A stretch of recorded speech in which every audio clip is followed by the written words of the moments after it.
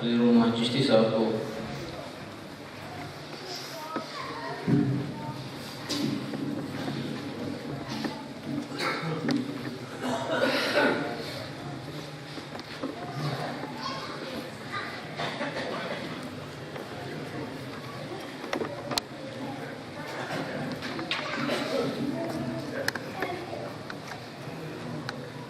إن الحمد لله نحمده ونستعينه ونستغفره ونتوكل عليه ونعوذ بالله من شرور أنفسنا ومن سيئات أعمالنا من يهده الله فلا مضل له ومن يضلل فلا هادي له ونشهد أن لا إله إلا الله وحده لا شريك له ونشهد أن سيدنا محمدا عبده ورسوله. سب سے پہلے تو میں معذرت خواہ ہوں کہ میں بیٹھ کر آپ سے گفتگو کر رہا ہوں، اور اس کی وجہ یہ ہے کہ کل رات میں بالکل نہیں سو سکا. نئے بستر پر نئے تکیے کے ساتھ نیند مشکل سے آتی ہے، تو میں نے چونکہ رات منصورہ میں گزاری اور پھر ایک طویل سفر کے بعد امریکہ اور دوسرے ملکوں سے ہوتا ہوا پاکستان پہنچا، تو وقت کی تبدیلی کی وجہ سے بھی میں زیادہ دیر تک کھڑا نہیں ہو سکتا، اس لیے میں نے کہا کہ میں بیٹھ چکا ہوں. پہلی بات تو میں یہ جو لڑکے حافظ ہیں ان سے یہ کہنا چاہتا ہوں کہ جتنا جلد ممکن ہو سکے عربی زبان سیکھیں. میرے پاس پرانی بات ہے، کوئی 10 سال پرانی بات ہے، تو میں نے 1 مہینے کا ایک کورس کروایا، 1 مہینے کا، اور شرط یہ رکھی تھی اس میں صرف ڈاکٹر ہوں گے، انجینئر ہوں گے، گریجویٹس ہوں گے، BA سے کم نہیں آئے گا، اور 1 مہینہ کھانا پینا رہنا ہمارے ساتھ ہوگا. تو ایک صاحب ملتان سے اپنے بیٹے کو لے گا اور انہوں نے کہا کہ میرا بچہ حافظ ہے اور 9ویں جماعت کا امتحان اس نے پاس کیا ہے. میں نے کہا میں اسے اپنے کورس میں نہیں لوں گا، اس لیے کہ یہ کورس تو صرف ڈاکٹرز کے لیے، انجینئرز کے لیے ہے، جو MA ہیں ان لوگوں کے لیے کورس ہے یہ.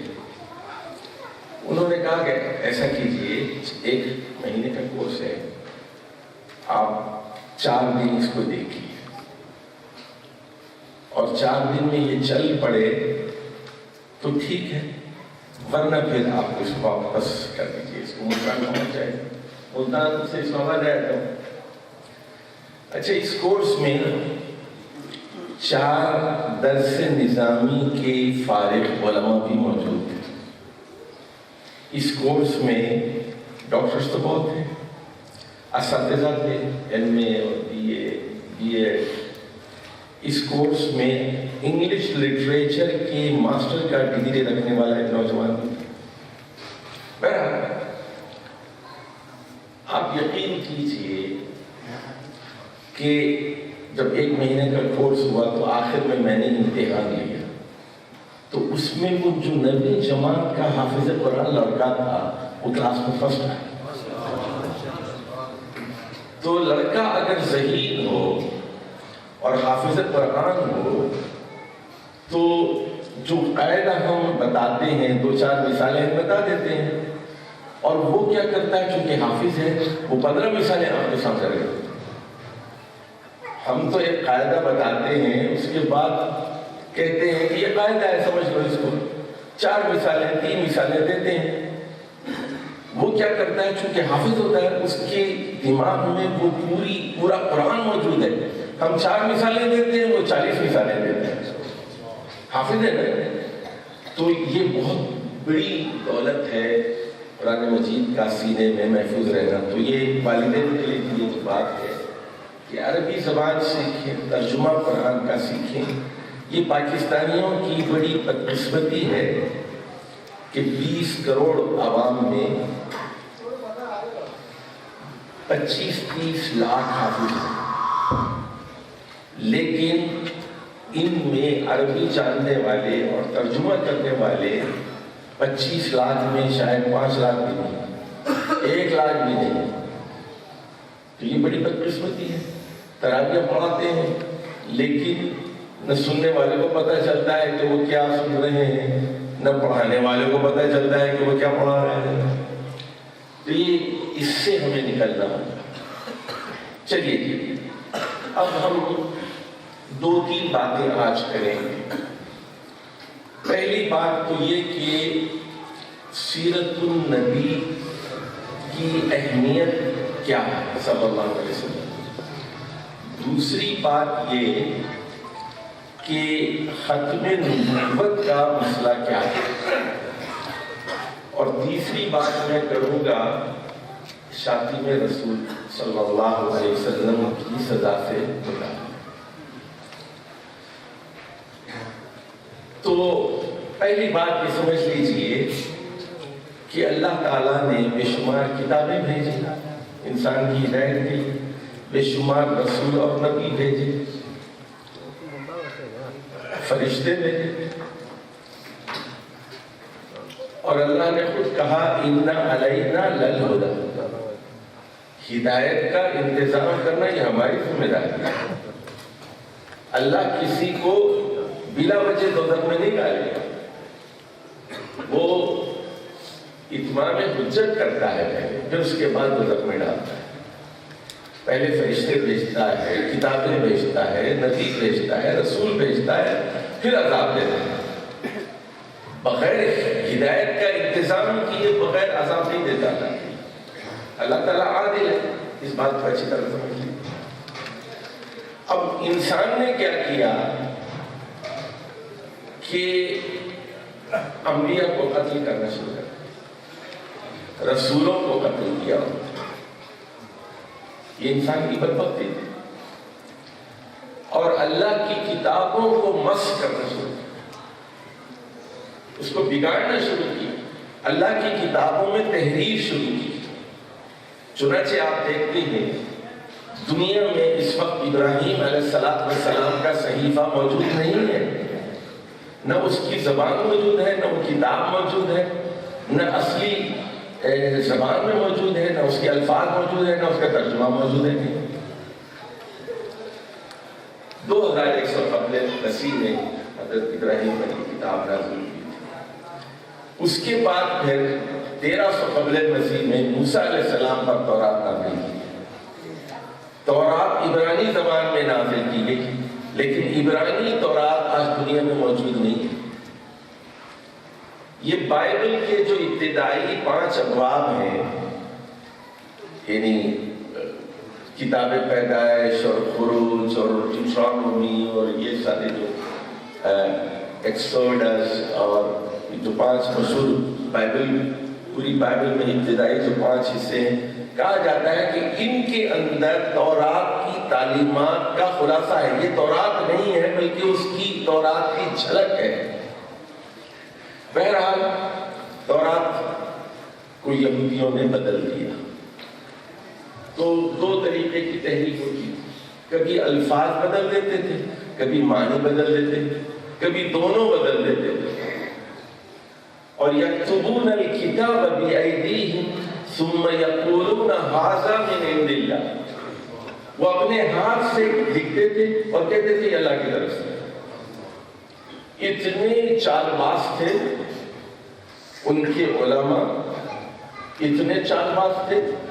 کوئی آدمی یہودی عام آدمی آ کر کوئی مسئلہ پوچھتا تھا، تورات کھولتے تھے، وہ کہتے تھے اچھا یہ بتائیے سود کے بارے میں آپ کیا کہتے ہیں، اللہ کیا کہتا ہے، زنا کے بارے میں کیا کہتے ہیں.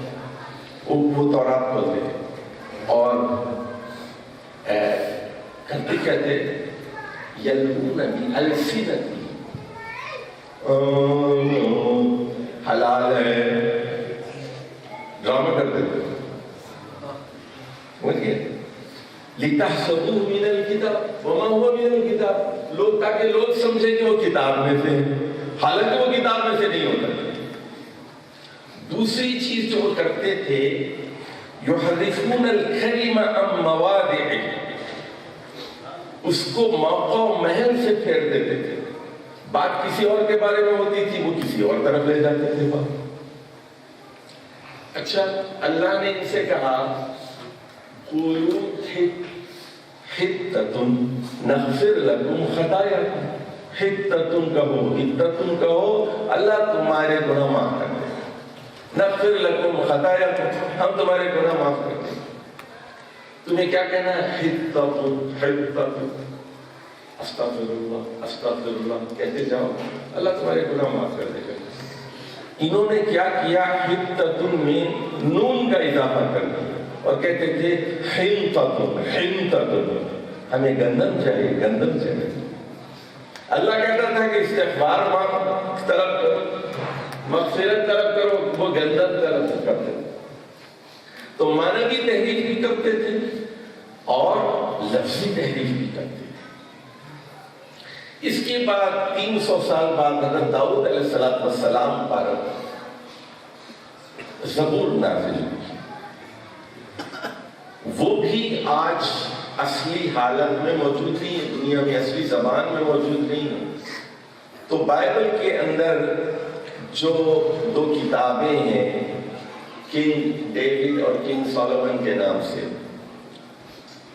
تو شاہ سلیمان اور شاہ داؤد کے نام سے جو کتابیں ہیں، اس میں اس کی تعلیمات کی کچھ ہے لیکن منو انو الفاظ نہیں ہے، تو وہ اس کی زبان بھی بدل دی گئی.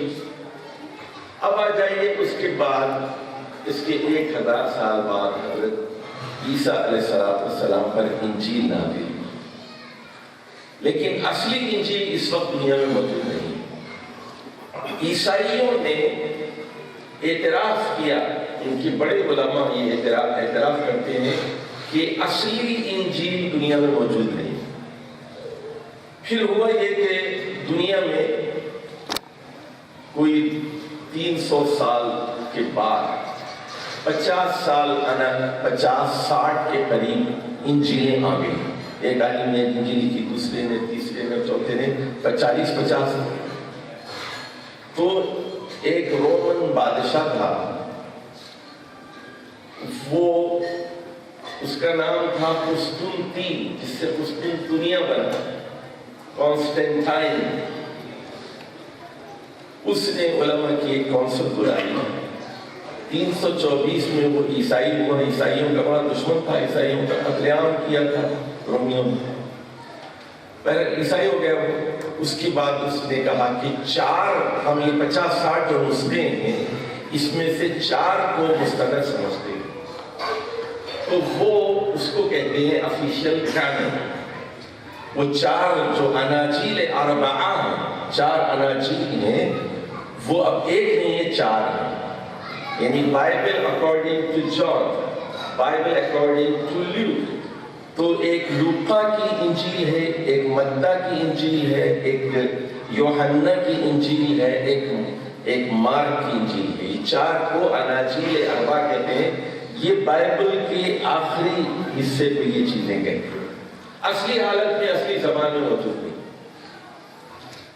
اب آ جائیے، اللہ تعالیٰ نے 600 سال بعد، حضرت عیسیٰ علیہ السلام کے 600 سال بعد محمد مصطفیٰ صلی اللہ علیہ وسلم کو مبعوث فرمایا. آپ آخری نبی ہیں اور آپ پر قرآن مجید نازل کی اور ایک ضمانت دی، اِنَّا نَحْنُ نَزَّلْنَا الذِّكْرَ وَإِنَّا لَهُ لَحَافِظُونَ. ہم نے بلا شبہ اس قرآن کو نازل کیا ہے اور بلا شبہ ہم اس کی حفاظت کریں گے. ذرا غور فرمائیے، الذکر سے مراد بعض مفسرین نے القرآن لیا ہے، لیکن بعض مفسرین نے کہا الذکر میں حدیث بھی شامل ہے اور الذکر میں سیرت النبی بھی شامل ہے. اور اس کے دلائل بڑے قوی ہیں. تو ہم نے یہ نہیں کہا کہ اِنَّا نَحْنُ نَزَّلْنَا الْقُرْآنَ وَإِنَّا لَهُ لَحَافِظُونَ. نہیں کہا، کیا فرمایا؟ اِنَّا نَحْنُ نَزَّلْنَا الذِّكْرَ وَإِنَّا لَهُ لَحَافِظُونَ. ذکر کا، الذکر کا، اس میں قرآن بھی شامل ہے. اب قرآن مجید میں تحریف کی بڑی کوششیں ہوئی، لیکن امت مسلمہ نے اس کو ناکام کر دیا۔ آج بھی ہو رہی ہیں کوششیں۔ آپ نیٹ پہ جا کے، میں نے ایک مرتبہ نیٹ پہ قرآن ڈھونڈ رہا کر گیا اس میں، تو میں نے دیکھا سورۃ المسلمین ایک سورت ملی۔ قرآن میں ہے کوئی سورت المسلمین کوئی سورت ہے؟ کوئی نہیں۔ تو لبنان کے عربی عیسائیوں نے ایک مصنوع قرآن لکھنے کی کوشش کی، اور اس میں کہا کہ یا ایھا المسلمون انکم فی ضلال مبین، اے مسلمانوں تم کھلی گمراہی میں مبتلا ہو، تم تین خداؤں کو نہیں مانتے، اللہ کے بیٹے کو بھی نہیں مانتے۔ تو تاریخ میں اس کی بڑی کوششیں ہیں، لیکن اللہ نے اس کی حفاظت کا وعدہ فرمایا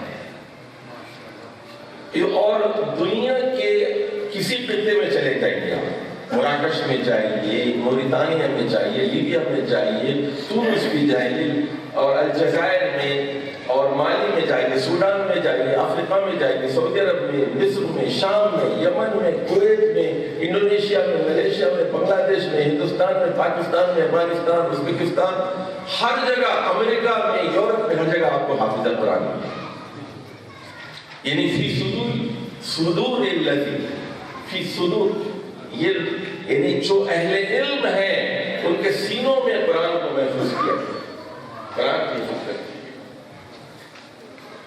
اچھا، اب دوسری بات ذرا سن لیجیے، دنیا کے کسی اور پیغمبر کی احادیث موجود نہیں۔ یہ بات ہے، جس طرح قرآن میں نے کہا کہ ساری کتابیں بگڑ گئی، مسخ ہو گئی، اصلی زبان میں موجود نہیں۔ قرآن مجید عربی زبان میں موجود ہے، الحمد سے لے کے والناس تک جون کی دو موجود ہیں۔ ایک چیز تو یہ ہوگی۔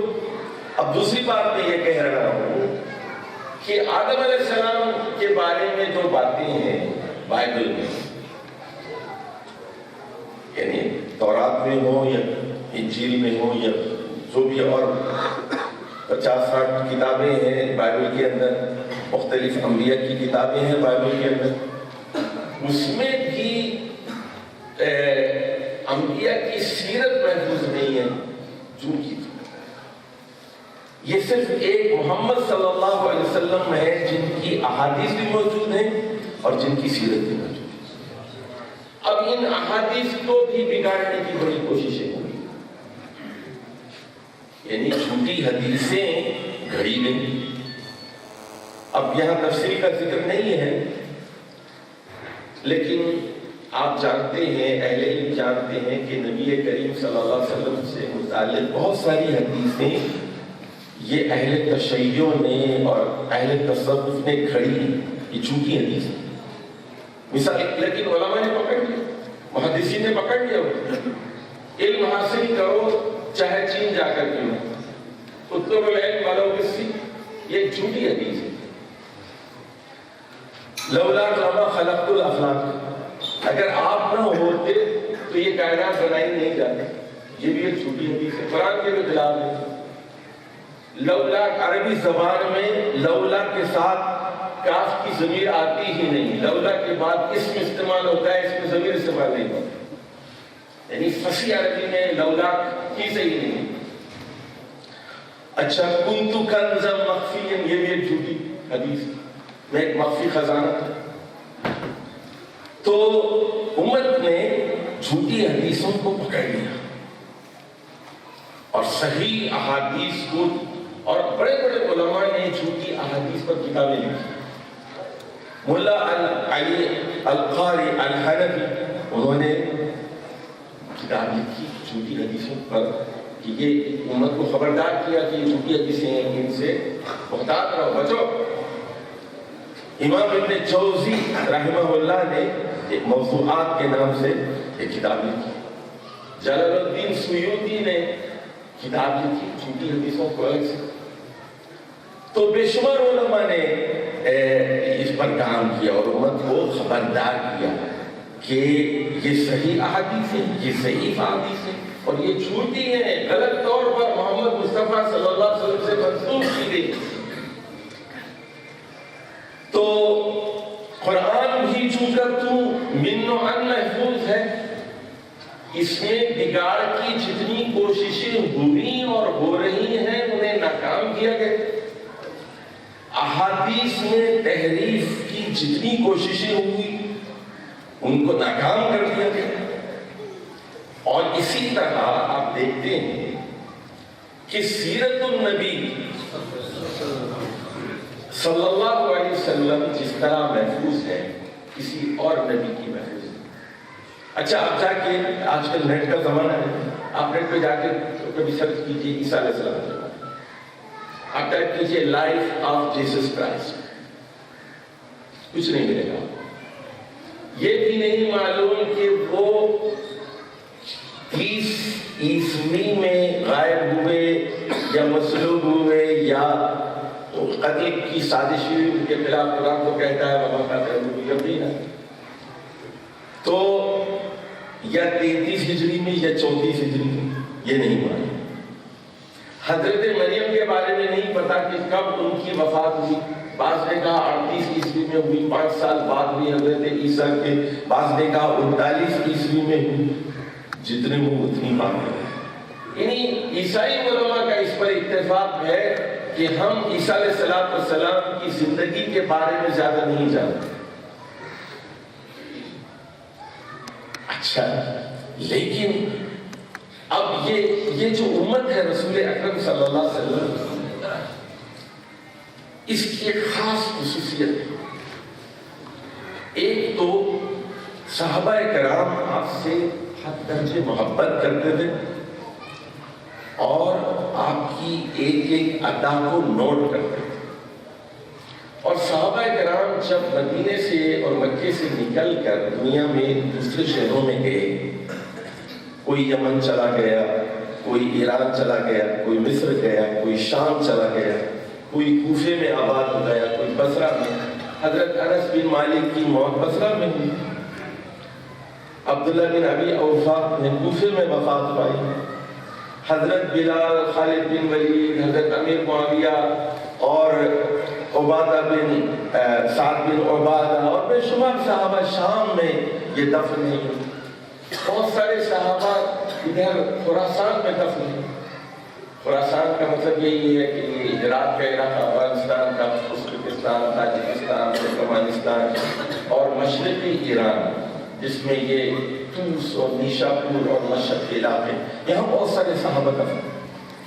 تو جب کوئی صحابی کسی شہر میں پہنچتا تھا تو اہل علم ان سے پوچھتے تھے کہ آپ نے کیا کیا سنا، کتنے دن ان کے ساتھ رہے، کیا کیا دیکھے، کیا آپ نے ان کے ساتھ حج کیے، اور وہ پھر یاد کر لیتے تھے ان چیزیں، چہرہ کیسا تھا، باتیں کیسی تھیں، دل ڈول کا کیا عالم تھا، الفاظ کیا تھے، تبسم کا کیا عالم تھا، غصہ کیسا تھا، ایک ایک عطا، وضو کس طرح کرتے تھے، تیمم کس طرح کرتے تھے، نماز کس طرح پڑھتے تھے۔ تو صحابہ سے تابعین نے بہت محبت، اور تابعین سے تبع تابعین نے بہت محبت، اور 10 بڑے شہر ایسے ہیں جو علم کا مرکز بن گئے۔ مکہ تو مکہ تھا، پھر مدینہ منورہ، اور اس کے بعد یمن صنعاء کا شہر، پھر اس کے بعد عراق میں 3 بڑے شہر، بصرہ، کوفہ اور بغداد، لیکن بعد میں پھر ایک اور شہر آباد ہوا کوفہ اور بصرہ کے درمیان، واسط، اور پھر شام، تو پھر شام بڑے صحابہ، بڑے تابعین، مصر پرانے زمانے میں اس کو فسطاط کہتے تھے، پھر رے جو جہاں کے علماء راضی کہلاتے ہیں، یہ تہران کے ساتھ ہی ایک چھوٹا سا جو ہے ایک کھنڈر ہے، اب تو ایران کا جو کیپٹل ہے تہران، وہاں رے مشہور شہر تھا جہاں کے لوگ راضی کہلاتے ہیں، اور پھر مرو یہ خراسان کا کیپٹل تھا مرو، جہاں کے علماء مروزی کہلاتے ہیں۔ تو یہ صحابہ اور تابعین اور تبع تابعین کی ایک حسین انجمن ہے جس نے محمد صلی اللہ علیہ وسلم کی ایک ایک بات اور ایک ایک ادا کو ریکارڈ کیا، اس پر عمل کیا اور پھر وہ اگلی نسلوں تک چھوڑ، اور صحیح کو غلط سے ممیز اور ممتاز کیا، صحیح کو غلط سے ممیز اور ممتاز کیا، اور یہ دیکھا کہ راوی کون ہے، اس کا کردار کیا ہے، اور کون سی خبر مستند ہے اور کون سی خبر غیر مستند ہے۔ اچھا جی، اب آ جائیے، ایک بات کہتے ہوئے میں دوسرے مضمون کی طرف آؤں گا، پھر تیسرے مضمون کی طرف۔ اب قرآن مجید کے ساتھ جو حادثہ پیش آیا وہ حادثہ یہ تھا کہ بعض لوگوں نے قرآن مجید میں صرف تجوید کی چیزوں پر بہت زیادہ زور اور قراءتوں پر بہت زیادہ زور، اور پوری تفسیر وہ قراءتوں کی بحث میں رہی۔ کچھ لوگوں نے صرف احکام کے اوپر ہی کام کیا، اور کچھ لوگوں نے اب جن کا فقہی مزاج تھا وہ پھر اس میں تخصص کر لیا۔ لیکن بحیثیت مجموعی جو قرآن کا نقشہ تھا اور ہے، پورا قرآن کیا کہتا ہے، پورے قرآن کا کیا پیغام ہے اور پورے قرآن کی کیا مضامین ہے، یہ رفتہ 1440 ہجری میں ہم لوگ ہیں، یہ پورا نقشہ الا ماشاء اللہ لوگوں کے ذہن میں نہیں سمایا گیا، اور یہی معاملہ سیرت النبی کے ساتھ۔ نعتیں پاکستان کے اندر کو ہزاروں نعتیں لکھی، اور یعنی 99% نعتیں ایسی ہیں جس پر شرک کا گمان ہوتا ہے، اور نعت نہیں ایسا لگتا ہے کہ وہ حمد ہے۔ نعتیں تو بہت لکھی گئی، اور فضول قصے اور چھوٹے قصوں کو منظوم کیا گیا، اور سیرت گم ہو گئی، سیرت النبی گم ہو گئی۔ اب سنیے، جیسے قرآن مجید کی جامعیت کو نظر انداز کیا جاتا رہا، اسی طرح سیرت النبی کی جامعیت کو بھی نظر انداز کیا جاتا ہے، اور سیرت کے چند ایک پہلو لے لیے کہ یہ سیدھے ہاتھ سے کھانا سنت ہے، اور خوشبو لگانا سنت ہے، اور فلاں چیز سنت ہے، لیکن رسول اکرم صلی اللہ علیہ وسلم کی ذات کے بے شمار پہلو ہیں، یعنی رسول اکرم صلی اللہ علیہ وسلم بحیثیت والد ان کا کیا کردار ہے، اور بحیثیت شوہر ان کا کیا کردار ہے، وہ ہمارے لیے ایک نمونہ ہے۔ لقد کان لکم فی رسول اللہ اسوۃ حسنہ۔ اچھا ہے، تو یہ اس کو ذرا ذہن میں رکھ لیجئے آپ کہ وہ مزکی بھی ہیں، مزکی، وہ معلم بھی، وہ مربی بھی ہیں، یعلمہم الکتاب والحکمہ، وہ متبین بھی ہے، لتبین للناس، وہ قرآن کی وضاحت کرتے ہیں، قرآن کی تبیین کرتے ہیں، وہ ایک کمانڈر بھی ہیں، وہ ایک قاضی بھی ہیں، وہ ایک حکمران بھی ہیں، اور آپ کی احادیث کی دستوری اور قانونی اہمیت بھی ہے، دستوری اور قانونی اہمیت بھی ہے، اس بات کو سمجھنا بہت ضروری ہے۔ چلیے، میرے پاس 10 منٹ ہے، 5 منٹ مجھے دیجئے ختم نبوت کے سلسلے میں، اور 5 منٹ مجھے دیجئے شادی میں رسول صلی اللہ علیہ وسلم کی سزا کے بارے میں۔ اب نبوت پر، رسول اللہ صلی اللہ علیہ وسلم کی نبوت پر کئی لوگوں نے ڈاکہ ڈالنے کی کوشش کی، اور خود رسول اکرم صلی اللہ علیہ وسلم کے زمانے میں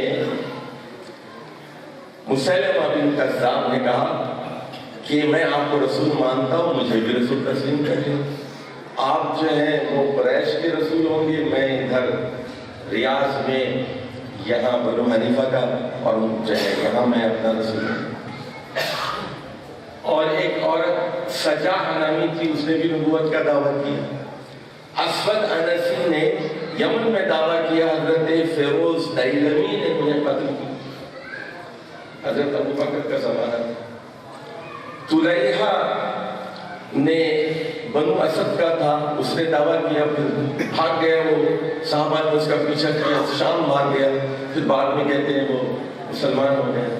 سجا کے بارے میں بھی یہ بات کہتے ہیں کہ وہ پھر عیسائی تھی اور وہ مسلمہ پر ایمان لے آئی تھی، اس سے شادی بھی کر لی تھی، اور پھر وہ چاہے پھر بعد میں وہ بصرہ میں آباد ہوئی اور مسلمان ہوئی۔ اللہ علیہ تاریخ میں پھر کئی جھوٹے پیدا ہوئے۔ 66 ہجری میں مختار ثقفی نے جھوٹی نبوت کا دعویٰ کیا۔ خراسان میں استاد سیس نے جھوٹی نبوت کا دعویٰ کیا۔ کوفہ میں ایک آدمی تھا بیان بن سمعان النہدی، وہ یہ کہتا تھا ھذا بیان للناس، یہ میرے بارے میں نازل ہوئی ہے، میرے بیان کے بارے میں نازل ہوئی۔ اس نے قتل کیا گیا، بنو امیہ کا دور تھا، 125 ہجری میں یہ قتل کیا۔ متنبی نے بھی نبوت کا دعویٰ کیا۔ تو اور بہت سارے لوگ ہیں تاریخ میں جنہوں نے نبوت کا دعویٰ کیا۔ ابن سبعین کے بارے میں کہا جاتا ہے کہ اس نے مغرب میں دعویٰ کی، اور اس نے یہ کہا کہ محمد صلی اللہ علیہ وسلم نے یہ کہہ کر لا نبی بعدی، اس نے نبوت کو محدود کر دیا۔ مشہور صوفی گزرا ہے ابن سبعین۔ بہرحال اور اس کے بعد پھر ہمارے ہاں جب انگریز آئے تو انہوں نے کئی محاذوں پر کام کیا۔ ایک طرف تو وہ سر سید کے سر پہ ہاتھ رکھ رہے تھے، سر سید کو معتزلی اور منکر حدیث، جنات کے وہ قائل نہیں تھے، ملائکہ کو وہ نہیں مانتے تھے، جنات کے بارے میں کہتے تھے کہ یہ جنگلی اور وحشی لوگ، ملائکہ کے بارے میں کہتے ہیں ملائکہ وغیرہ کچھ نہیں ہوتے، یہ انرجیز ہیں، اس کو فرشتے جو ہیں وہ کہتے ہیں۔ تو ایک طرف اسلام کا ایک ایسا تصور پیش کیا جا رہا تھا جس میں قرآن کی احادیث کے بغیر منمانی تعبیر تھی۔ اس کے بعد مسلمان چونکہ انگریزوں کے خلاف لڑ رہے تھے اور انگریزوں نے مسلمانوں سے حکومت چھینی تھی، اس لیے انہیں ایک ایسے نبی کی ضرورت تھی جو جہاد کو منسوخ کرے۔ تو غلام احمد قادیانی کو انہوں نے تیار کیا، اور اس نے پہلے مجدد ہونے کا اعلان کیا اور پھر نبوت کا دعویٰ کیا، اور پہلا حکم یہ جاری کیا کہ میں جہاد کو منسوخ کرتا ہوں۔ اسی لیے علامہ اقبال کو کہنا پڑا وہ نبوت ہے مسلمان کے لیے برگ حشیش، جس نبوت میں نہیں قوت و شوکت کا پیام، یعنی جس میں قوت اور شوکت نہیں ہے، جہاد نہیں ہے، طاقت نہیں ہے، غلبہ اور تسلط نہیں ہے، یہ ڈھالا نامرد قسم کا اسلام، تو یہ مسلمانوں کے لیے افیون ہے، چرس ہے، گانجا ہے۔ وہ نبوت ہے مسلمان کے لیے برگ حشیش، جس نبوت میں نہیں قوت و شوکت کا پیام۔ رسول اللہ صلی اللہ علیہ وسلم لیظہرہ علی الدین کلہ، وہ دین حق کے ساتھ، الہدیٰ کے ساتھ آئے، ٹوٹل گائیڈنس کے ساتھ آئے۔ تو دیکھیے اس آیت کے اندر دین کا لفظ 2 مرتبہ استعمال ہوا ہے، ایک تو دین حق ہے اور علی الدین کلہ، یعنی یہ اگر دین حق ہے تو سارے کو جو ادیان ہیں وہ باطلہ ہیں، تو دین حق ادیان باطلہ پر غالب ہونے کے لیے آئے ہیں، اور دین کا یہاں ترجمہ ہوگا ایک غلبہ پسند نظام۔ اللہ تعالیٰ نے محمد صلی اللہ علیہ وسلم کو الہدا کے ساتھ بھیجا، الہدا کے ساتھ بھیجا، اور ایک سچے اور برحق غلبہ پسند نظام کے ساتھ بھیجا، تاکہ وہ تمام غلبہ پسند باطل نظاموں پر حاوی اور غالب ہو جائے۔ یہ ہے علی الدین کلی کبھی۔ تو یہ ایک بہت بڑا فتنہ ہے، اور یہ فتنہ وہاں پر رکا نہیں۔ غلام احمد قادیانی ایک مصری رشاد خلیفہ امریکہ میں پیدا کیا گیا، اور اس نے پہلے وہی دعوے کی مصری تھا اور امریکہ سے پڑھتا رہا، اور پھر اس کے بعد رشاد خلیفہ 90 کی دہائی میں امریکہ میں ابھی کوئی 20 سال پہلے قتل کیا گیا۔ اب آ جائیے شاطین رسول کے مسئلے پر، کہ جو شخص نبی کریم صلی اللہ علیہ وسلم کو اذیت پہنچاتا ہے، تکلیف دیتا ہے، گالی دیتا ہے، سب شدم سے کام لیتا ہے، وہ مرتد ہے اور واجب القتل ہے، واجب القتل ہے۔ تو اب پہلی بات تو یہ سمجھ لیجئے، قرآن مجید کی بہت ساری آیات ہیں، تو ایک تو سورۃ الحجر میں ہے اِنَّا كَفَيْنَاكَ الْمُسْتَهْزِئِينَ، اے محمد صلی اللہ علیہ وسلم، جو لوگ آپ کا مذاق اڑاتے ہیں اور استہزاء سے کام لیتے ہیں، ان کے لیے ہم کافی، یعنی اللہ کہہ رہا ہے کہ ہم کافی، یعنی ان شانیہ کا هو الابتر، اے محمد صلی اللہ علیہ وسلم، آپ کا دشمن تو بے نام و نشان ہوگا، وہ جھڑکتا ہے، اس کی کوئی حیثیت نہیں ہے، وہ بے حیثیت ہے۔ اور سورہ توبہ میں کہا گیا ان الذین یؤذون اللہ ورسولہ لعنہم اللہ فی الدنیا والآخرہ وأعد لهم عذابا مہینا، کہ جو لوگ اللہ کو اور اس کے رسول محمد صلی اللہ علیہ وسلم کو تکلیف دیتے ہیں، ان پر اس دنیا میں بھی لعنت ہے اور آخرت میں۔ لعنہم اللہ فی الدنیا وفی الآخرہ والآخرہ وأعد لهم عذابا مہینا، مہینا، اللہ نے ان کے لیے ایک توہین آمیز عذاب، ایک ذلت والا عذاب ان کے لیے تیار کر رہا ہے، پھر تیار کر رکھا ہے، ریڈی ہے بالکل وہ عذاب ان کے لیے، دنیا میں بھی عذاب ہے، آخرت میں بھی عذاب ہے۔ اب یہ جو سورہ توبہ کی مشہور آیت ہے، کہ مشہور آیت ہے کہ وَلَئِن سَأَلْتَهُمْ، آپ ان منافقین سے پوچھیں، لَيَقُولُنَّ اِنَّمَا كُنَّا نَخْوَضُ وَنَلْعَبُ، اچھا آپ نے یہ باتیں کی، وہ کہتے تھے جی ہم نے تو صرف ہنسی مذاق میں اس طرح کی بات کی تھی۔ تو اللہ نے کہا قل، ان سے پوچھئے أَبِاللَّهِ وَآيَاتِهِ وَرَسُولِهِ کنتم تستہزئون، کیا تم اللہ سے اور اس کی آیات سے اس کے رسول کے بارے میں مذاق اڑاتے ہو؟ مذاق اڑانے کے لیے یہی چیز ملی ہے، اللہ کا مذاق، اللہ کی آیات کا مذاق، اللہ کے رسول صلی اللہ علیہ وسلم کا مذاق۔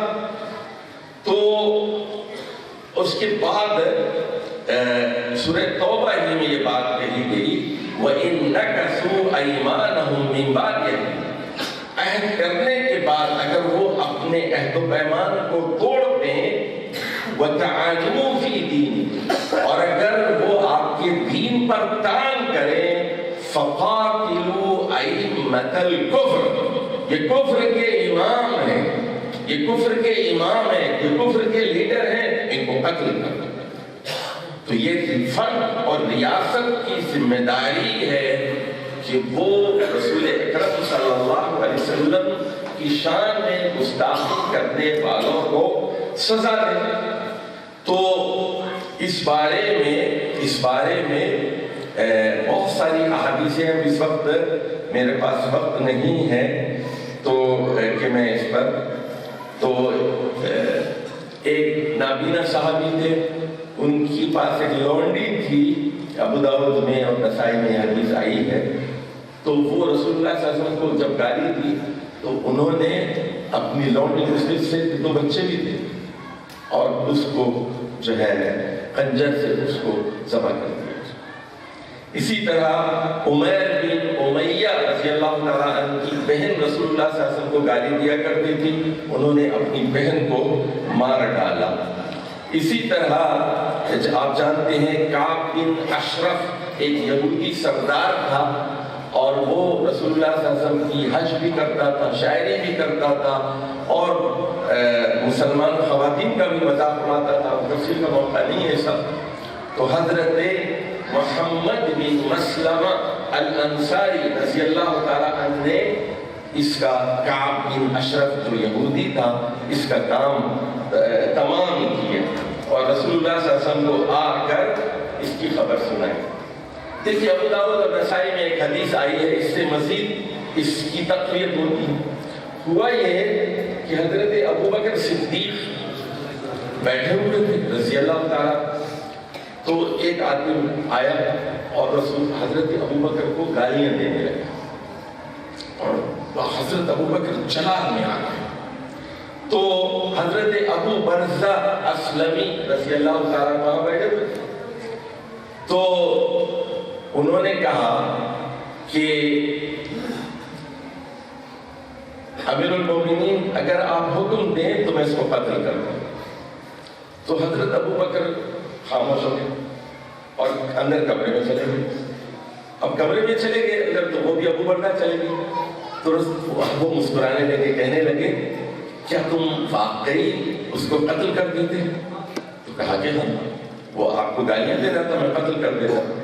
تو حضرت ابو بکر نے فرمایا واللہ ما كانت لبشر بعد محمد صلی اللہ علیہ وسلم، فرمایا کہ محمد صلی اللہ علیہ وسلم کے بعد کسی اور شخص کو اذیت پہنچانے اور گالی دینے کی سزا موت نہیں ہے، یہ صرف محمد صلی اللہ علیہ وسلم کا حق ہے۔ اس کو دوسری سزا، تعزیری سزا دی جا سکتی ہے۔ آپ کو کوئی گالی دیتا ہے، مجھے کوئی گالی دیتا ہے، اس کو دوسری سزا دی جا سکتی ہے، لیکن قتل نہیں کیا جا سکتا اس کو۔ لیکن محمد صلی اللہ علیہ وسلم کا معاملہ ایسا ہے، آپ کو جو گالی دیتا ہے وہ واجب القتل ہے۔ چلیے میں دو چار بڑی، اب تفصیل میں نہیں جانا چاہتا، لیکن چند ایک باتیں میں یہاں آپ کی خدمت میں رکھنا چاہتا ہوں۔ حضرت عمر فرماتے ہیں، ابو داؤد کی حدیث ہے، من سب اللہ و سب احدا من الانبیاء فاقتلوہ۔ ابو داؤد کی حدیث ہے کہ جس نے اللہ کو گالی دی اور کسی نبی کو گالی دی اس کو قتل کر دو۔ اور بہت سارے علماء نے یہ جو سورہ توبہ کی آیت نمبر 12 ہے، وہ تعانوا فی الدین، جب وہ آپ کے دین پر حملہ کریں اس کو قتل کرو، اس میں یہ بات کہی گئی کہ اگر ذمہ بھی اسلام کے غیر مسلم ہے، وہ اسلام پر حملہ کرتا ہے تو اس کا عہد ختم ہو جاتا ہے۔ یہ سجاج نے بھی کہا ہے، اور مشہور حنفی عالم ابو بکر الجساس نے بھی یہی بات کہی ہے کہ مسلمانوں میں اس پر کوئی اختلاف نہیں، جس نے بھی رسول اللہ صلی اللہ علیہ وسلم کو اذیت پہنچائی وہ مرتد اور مستحق قتل ہے۔ قاضی عیاض جو ہے اندلوسی مالکی عالم ہے، انہوں نے مشہور کتاب لکھی ہے کتاب الشفا بتاریخ حقوق المصطفیٰ، اس میں بھی پوری کتاب اسی موضوع کے اوپر ہے۔ امام راضی بھی یہی کہتے ہیں تفسیر کبیر میں کہ تعانوا فی الدین، دین پر حملہ کریں گے تو وہ واجب القتل ہے۔ امام قرطبی نے بھی اپنی تفسیر میں یہی بات لکھی ہے، اور شیخ الاسلام ابن تیمیہ نے اپنی مشہور کتاب الصارم المسلول علی شاتم الرسول صلی اللہ علیہ وسلم میں بھی یہی بات لکھی ہے۔ تقی الدین سبکی الشافعی نے بھی ایک کتاب لکھی ہے السیف المسلول علی شاتم الرسول کے نام سے، اس میں بھی وہی بات یہ کہتے ہیں۔ ابن کثیر نے اپنی تفسیر میں بھی یہی بات لکھی ہے، اور ابن حمام جو مشہور حنفی عالم ہے تو وہ کہتے ہیں آپ کو گالی دینے والا مرتد ہے، قتل کیا جائے گا، توبہ قبول نہیں کی جائے گی، نشے کی حالت میں بھی اگر وہ گستاخی کرتا ہے تو اسے معافی نہیں مل جائے گی۔ فتح القدیر میں وہ یہ مزید کہتے ہیں ذمی بھی اگر رسول اللہ صلی اللہ علیہ وسلم کی اہانت کرتا ہے اس کا عہد ٹوٹ جائے گا اور اسے قتل کر دیا جائے گا۔ امام شوکانی بھی نیل الاوطار میں یہی کہتے ہیں ابن نجیم حنفی بھی الاشبہ والنظائر میں یہی بات کہتے ہیں. اور اب سن لیجیے ابن عابدین الشامی رد المختار علی در المختار میں کیا کہتے ہیں. وہ یہ کہتے ہیں کہ اگر ذمی احانت رسول کرے تو اسے قتل کیا جائے گا، چاہے وہ عورت ہی کیوں نہ ہو، چاہے وہ عورت ہی کیوں نہ ہو. اور ابن عابدین شامی یہ بھی کہتے ہیں رد المختار میں، جب کوئی حدیث صحیح ہو اور مستند ہو، حالانکہ وہ حنفی مذہب کے خلاف ہو، تو اس صحیح حدیث پر عمل کیا جائے گا اور یہی امام ابو حنیفہ کا مذہب قرار دیا جائے گا. تو مالکیہ ہو، حنابلہ ہو، شافعیہ ہو یا حنفیہ ہو، اس پر اجماع ہے کہ شادی میں رسول کو جو ہے قتل کیا جائے گا. لیکن اس وقت میں بتاؤں مسئلہ کیا ہے. ایک منٹ میں بات ختم کر دوں گا انشاءاللہ تعالی. مسئلہ یہ ہے کہ طاقتور اور کمزور کے درمیان لڑائی ہے. یہ لڑائی اسلام اور مغرب کی ہے، یہ اسلام اور مغرب کی لڑائی ہے. ہم عافیہ صدیقی بے گناہ ہے، ہم اس کو چھڑا نہیں سکتے. یہاں ریمنڈ ڈیوس آتا ہے، قتل کرتا ہے، بلیک واٹر کا آدمی ہے، امریکن جاسوس ہے، قتل کر کے بھاگ جاتا ہے. ہم اس کو سزا نہیں دے سکتے، ہم اس کو سزا نہیں دے سکتے.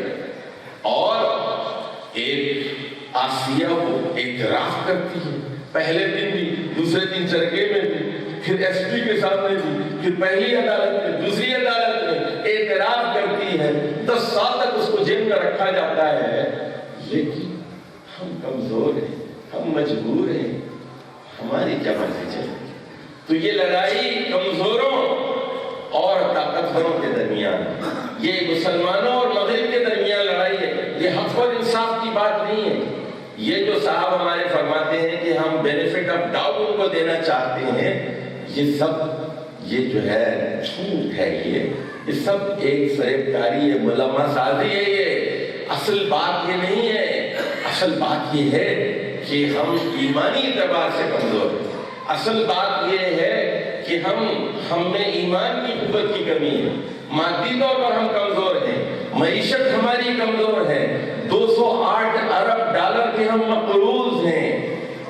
تو ہم جو قوم مقروض ہو جاتی ہے، جس میں ایمان کے اندر کمی آ جاتی ہے، تو پھر اس کو مغرب کے آپ سامنے سر تسلیم خم کرنے سے کون سی چیز باز رکھ سکتی ہے.